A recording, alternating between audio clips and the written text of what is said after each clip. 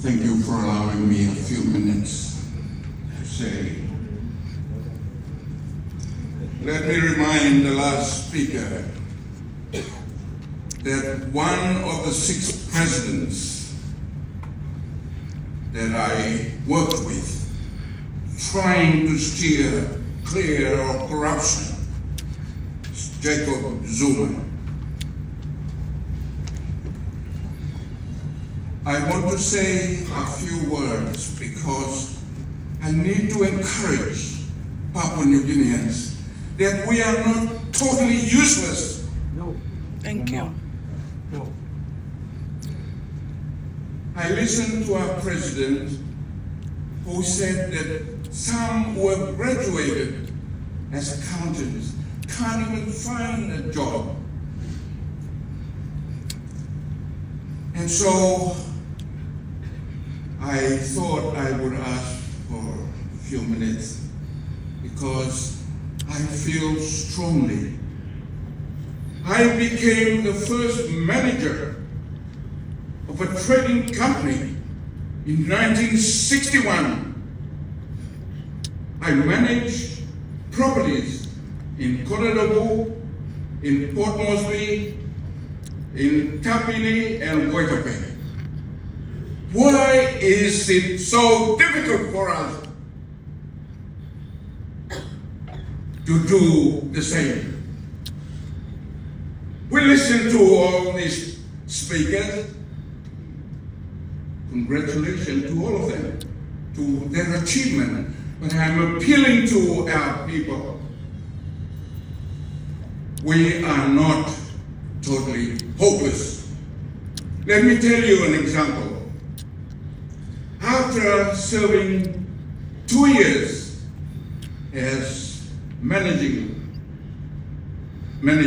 of the small company, Ferns of New Guinea, it was owned by an Australian who was the former director of civil aviation of Papua New Guinea. And when he finished, he started off his own business. The day after I resigned from the government because of the abuse that I was getting from Australian leaders, the very day I walked to the bus stop to catch my bus to go to Morocco, this young man stopped me and he said, "Are you John Kapati?" And I said, "Yes. But you need to be very quick because I have to catch the bus to get home." That man I have so much respect for. Unfortunately, he had to be evacuated to Australia after 4 months. So I practically took over the management of the company. What is so difficult for us to do the same? The owner also started a small airline company, which I was used to do my stock taking at Tapini and Waitape, as well as what I was doing at Konedobu and Wright Sport, bottom of Lost Road.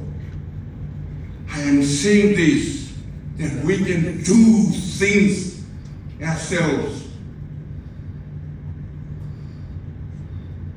After 2 years, I saw a notice at Ohola for the sale of a small bakery, wood stove bakery. And so I did the right thing. I informed my boss, Mr. Ferns, that I wanted to buy this small bakery. But of course, I did not know anything about baking bread. But Mr. Ferns kindly offered to arrange for me to train my business about baking in Perth, Western Australia. I spent 3 months learning how to bake bread, pies, pastries, and so on.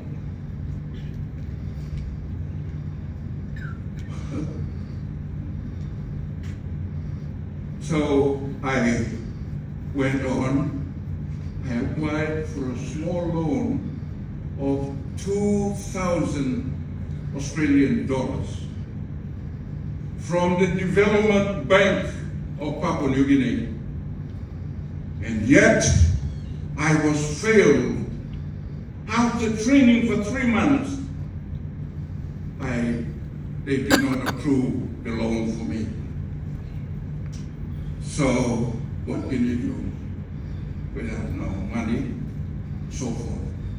And this is what I want to tell you, that we can create dollars or kina. And I listened to our president who said that some accountants who have completed their training can't even get jobs. Well, this is how you can do it. I started off with 3 coconuts per house and 1 coconut per child. I went from village to village and I informed them what we can do to create funds ourselves.